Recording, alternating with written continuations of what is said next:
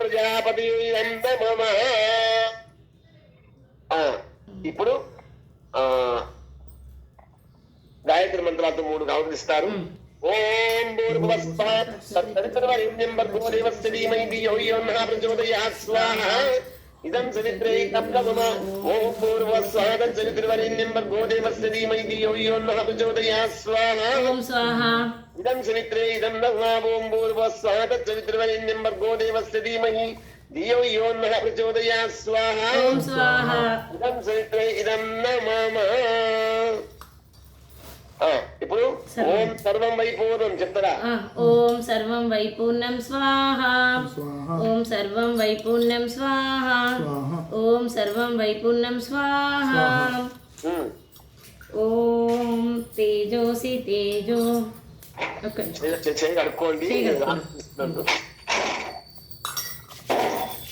ఓం తేజోసి తేజోమై దేహి. ఓం వీర్యమసి వీర్యమై దేహి. ఓం బలమసి బలమై దేహి.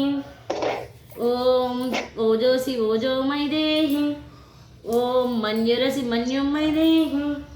ఓం సహోసి సహోమై దేహి. తండ్రి ఈశ్వర పరమేశ్వర భోలాశంకర ఐశ్వర్యం ఈశ్వరాధిపత్యం ఈశ్వర మా అవతలను స్వీకరించి మా కష్టైశ్వర్యాలను ఆయురారోగ్యాలను ప్రసాదించు తండ్రి.